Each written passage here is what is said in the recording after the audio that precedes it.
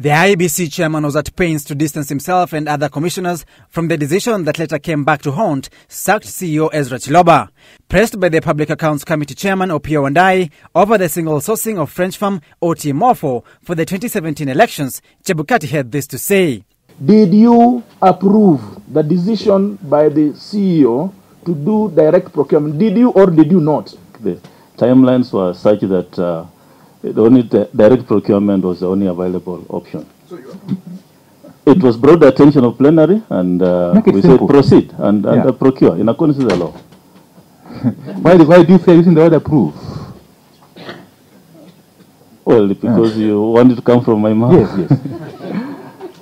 Well, at our level, as a commission, we said go ahead.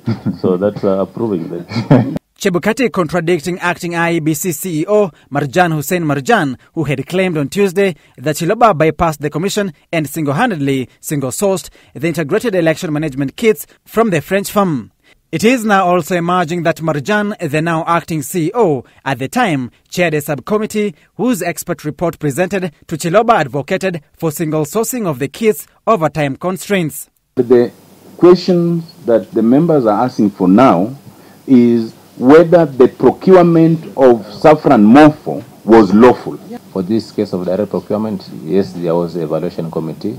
It was chaired, negotiations were there, and report provided. Who are the members, please? Yes. No, who first formed it? The CEO, Ezra Chiloba, or yourself? It is Ezra Chiloba. And then who was the chair of that committee? I was the chair of that evaluation. The decision, according to the plenary minutes seen by Citizen TV, had split the commission.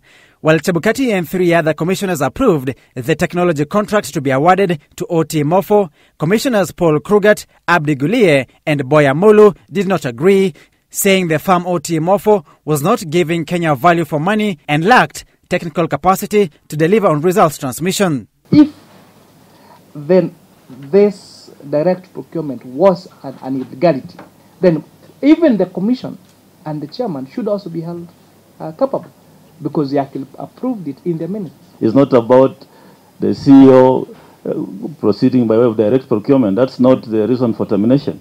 Okay. There are many reasons why he was suspended, including breach of his contract of employment. The commission spent over 4 billion shillings to procure 45,000 KIMS kits for the general election and another 2.5 billion shillings in the repeat presidential election.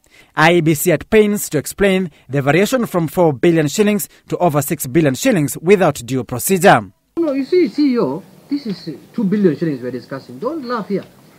Unless you are part of the cartel who was the chairman of the evaluation committee and you took money from this. Be serious here.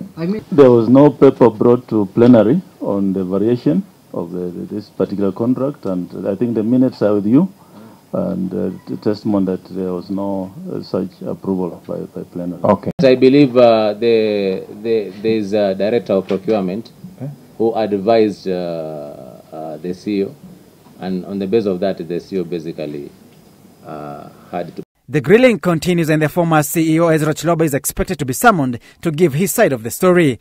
The committee is probing what the auditors say is a 9.2 billion shillings gap in the accounts for the 2017 election expenditure. Samagina, Citizen TV, Nairobi.